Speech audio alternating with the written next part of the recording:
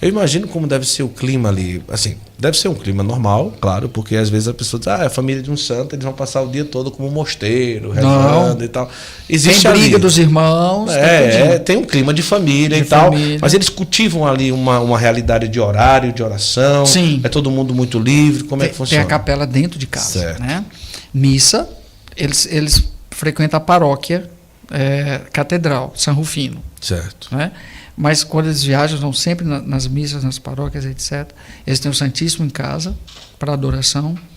E o Santo Terço todo dia. Quando não vão à missa todo dia, mas o Santo Terço todo dia eles rezam, na capela. E são as crianças quem coordenam. Né? O que eu fico impressionado, eu escutei a pessoa falando que cuida da exposição dos milagres eucarísticos, né? A quantidade de conversões que ainda se colhe em quem visita uma exposição de milagre eucarístico que o Carlos fez, né? Ele que programou tudo. Tudo. Dona Antônia organizou, diagramou, colocou nos moldes que tem que ser hoje, mas foi ele que fez toda a pesquisa. Tá. Achou quase 200 milagres eucarísticos que aconteceram no mundo. Olha. Nem eu, como padre, sabia, só conhecia o de Lantiano. Sim. A gente só conhece o de Lantiano, né? No máximo Santarém, Lantiano. Nem esse eu sabia também. E Por o cara isso achou até no Egito. O que estava lá, o que está em Santa Rita também? Sim, de Santa Rita. Uhum. E ele achou mais de 200. Olha que coisa, né? E como que ele fazia? Ele levava essa exposição? Pesquisando, não, ele só pesquisou, ele não levou para lugar nenhum. Ele não montou, ele não chegou a montar. Estava tudo no notebook. Mas, rapaz... Isso é Dona Antônia que liberou isso depois. Uhum. Por isso que não tem direito autoral nenhum. Nada do Carlos tem direito autoral, gente. É tudo liberado. Não precisa pedir autorização de nada. Agora... tem coisas que ali no notebook ou nas entrelinhas que o senhor lembra ali que as pessoas quase não sabem, mas que seria assim, nossa, isso aqui realmente eu escutei ali e era muito curioso, que ele deixou escrito ou alguma coisa assim parecida? Olha, das coisas escritas todas são públicas. Dona Antônia já liberou tudo, não tem assim mais nada, né? O que talvez eu tenha de depósito pelo fato de ter convivido com a família. Um ano, né? É ouvir o dia a dia, coisas do dia a dia, das peripécias do Carlos positivas, né? Mas do menino também que tinha muita consciência do que ele era, ao ponto de transformar ali a sua própria família. Mas, assim, das coisas mais afetivas eu ouvi muito da Luana, da avó. A Luana, eles eram muito grudadinhos. Os avós na cultura italiana ainda exercem uma posição assim muito de afeto, o avô e a avó. Então a nona vai ser sempre aquela pessoa querida a quem todos se reportam e é um patrimônio mesmo, né? E a Luana, mãe da Dona Antônia, foi sempre muito apegada, né? Como toda a família, tem algumas coisas também, a família do pai do Carlos já não foi tão próxima do Carlos, né? Já eram mais capitalistas, pensando assim no Carlos num outro viés, e o Carlos não queria nada disso.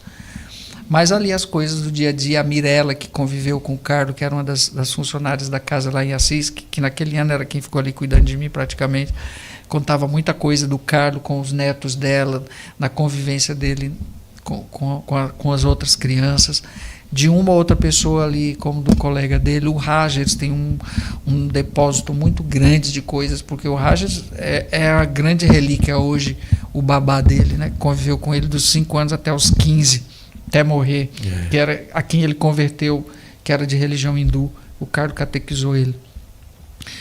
O Rogers é patrimônio da família, cuida da casa deles lá em Milão, né? Então o Rogers tem muita coisa ali do dia a dia daquele menino que saía de bicicleta com ele na rua, né? Que tomava sorvete, que tinha sempre uma palavra para dizer. Mas assim, uma das coisas que mais me atrai de saber do Carlos, e isso eu vejo na Dona Antônia, é o cômico.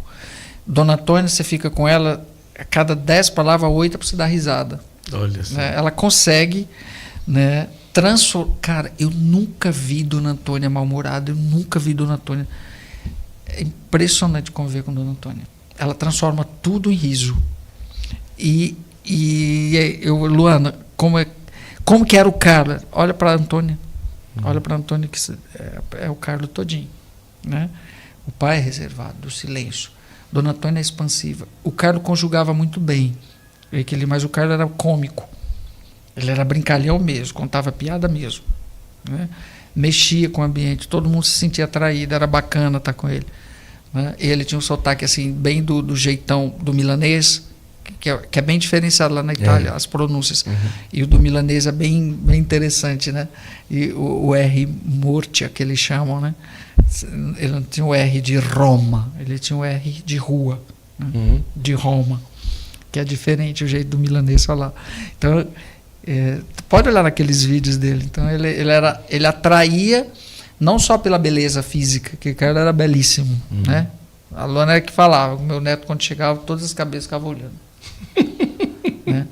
Mas assim, a beleza transcendente que aparecia ali, né? E aquelas outras coisinhas do dia a dia, né? A comida que ele mais gostava, o espaguete alho e óleo que ele muito gostava. Alho e óleo. A gente escuta muitos relatos, né, de milagre, de graça alcançada, né? Aqui mesmo, na Ítalo, nós temos relatos, porque tem a paróquia aqui, a gente escuta muita coisa, né? Mas na vida do senhor já experimentou coisas assim que isso aqui eu não acredito. Meu Deus do céu, só pode ser intervenção divina e do cara. Já. Inclusive, o próprio título do meu livro se deu por conta disso. Foi Carlo. Foi Carlo. Né? Cara, muita coisa o cara já aprontou comigo. Né? Foi Carlo. Né? Até quem está junto de mim, né? Né, Rogério? Muita gente já. Foi Carlo. Impressionante. Mas assim, agora no mês que vem eu estou lançando meu segundo livro, né? E nesse livro eu conto nesses 3 anos de missão. Como que vai chamar o segundo livro? Olha que interessante. O primeiro foi Carlos, né? Foi Carlos, o segundo. Carlos sim, eu não. Ah, boa. Carlos sim, eu não. Né? E, rapaz, olha, eu conto muita coisa das missões, certo, de alguns relatos que eu ouvi, né? Como assim, alguns pontos também pela espiritualidade do Carlos dando uma resposta, mesmo a questão dos influencers, essas coisas, trabalho um pouquinho isso também. Mas das muitas coisas que me chamou a atenção foi num certo lugar onde eu fui e era uma multidão de jovens e depois, quando eu terminei a minha fala, que foi sobre o Carlos, não, isso eu posso falar onde foi no Congresso Eucarístico Nacional, aquela multidão de jovens, era de madrugada, eu terminei depois. O pessoal veio tudo para querer abraçar, para querer tirar foto. Aí veio aquela multidão de jovens. Aí veio segurança, você quer que tire eles de perto? Não, por que tem que tirar de perto? Vou atender a todos. E eu gosto de fazer isso depois. Fiquei atendendo aí. Tinha um jovem com uma jovem e esse jovem estava meio chorando. Aí eu chamei ele e falou, não, espera, deixa todo mundo vir. Ele ficou por último. Quando eu terminou que ele veio, ele se jogou nos meus braços e começou a chorar. Né? Chorou, deixei ele chorar. Aí ele, padre, eu quero dizer para o senhor que depois desse momento eu acredito em Deus. Eu era ateu. Eu vim aqui porque minha namorada me trouxe, foi a chantagem dela. Você vai, eu vou sempre nas coisas suas, vamos nas minhas. Mas depois que o senhor falou do Carlos, eu quero dizer que eu acredito em Deus, eu quero me confessar. Olha, no outro dia eu atendi a confissão, ele foi à missa, foi um negócio muito bonito, sabe, assim, tocante mesmo, né? Então assim, como é próximo, e assim tantas outras experiências, não só dos outros, na minha vida já perdi a conta, né? Mas vendo, sabe, Guto, nas outras pessoas, assim, meu Deus, que coisa bacana, né? Todo dia eu recebo relatos, todo dia. Se fosse compilar isso daí, as pessoas se permitem fazer uma experiência do imanente para o transcendente, porque o Carlos é imanente. Nossa Senhora é imanente, no sentido, foi humana, esteve aqui com a gente, etc. Tal. E parecia que a santidade era algo que estava fora de moda. Sim. Não, continua sendo um chamado de Deus no tempo e no espaço. A questão é que a gente viveu um momento aí, sei lá do que aconteceu, e Deus está suscitando novamente, dando uma chacoalhada nesses tempos, até para se ressignificar tudo isso aqui que a gente está vivendo. Olha, né? A nova forma de encontro à santidade por meio de uma palavra que eu digo, do seu podcast. Quantas pessoas depois, puxa, vai ouvir, vai mandar mensagem, puxa, aquilo me tocou, aquilo me chamou a atenção. Então hoje está sendo assim. Então nós temos que estar sensíveis a isso, né? Então tem muita coisa assim que, se fosse elencar aqui para você. Lá na minha região, de Juazeiro do Norte, tem a Beata Benigna, em Santana do Cariri. Fui visitar todos os lugares. Não é emocionante? Do poço lá, não é uma tudo coisa, não é? E assim, quando ela foi beata, se trabalhava uma foto em uma imagem. Certo.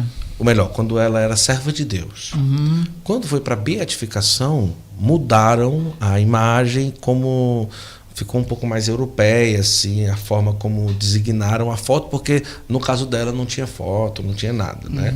E hoje a gente vê um Beato Carlo Acutis com a camisa vermelha, com os cabelos esvoaçados, aquela foto que todo mundo conhece, que inspirou essa imagem e tantas outras, né? A probabilidade, eu acho que é de continuar a mesma figuração. Por exemplo, a minha pergunta é: será que o pano que vai descer do Vaticano no dia da canonização é essa já imagem de figura de um menino de calça jeans, com o tênis, a camisa vermelha e a mochilinha nas costas? Será que a gente pode aguardar esse daí descer de lá? Ou existe possibilidade de um ajuste quando for santo? Não tem nem como desajustar. Nada, né? O ajustar nessa perspectiva que você está falando seria um desajuste, uma adulteração. O cara era leigo no seu tempo. Quando Dona Antônia vestiu o filho, falou: meu filho era assim. É que há uma tendência no formato de muitos de que porque é santo tem que colocar... porque tem foto dele com terno e gravata, por exemplo. Tem ali vídeo dele com terninho e gravata. Mas não vai colocar uma batina. Ali é ali. Né? Nem uma roupa de coroinha, porque nunca foi. Isso. Então não tem sentido. O santo, antes de tudo, expressa a sua essência, o que ele foi, leigo. E a Dona Antônia vestiu o filho como ele era. Meu filho era assim. Não vou colocar nele um jaleco de ministro da Eucaristia se ele nunca foi ministro da Eucaristia. Sabe, às vezes tem umas coisas que eu não entendo. Né? Como se a santidade tivesse... que a roupa faz o monge, que o hábito faz, sim. Sem sombra de dúvida, eu uso batina. E eu sei que isso é sinal. Mas nós estamos dizendo que a santidade é um chamado que Deus faz a todos. A todos. A todos. Quando que foi feito? No dia do batismo. Carlos respondeu como ele era. Então não há necessidade de adulterá-lo. São Francisco respondeu como ele era. Padre Pio respondeu na sua condição de padre capuchinho. E assim todos. Então não teremos...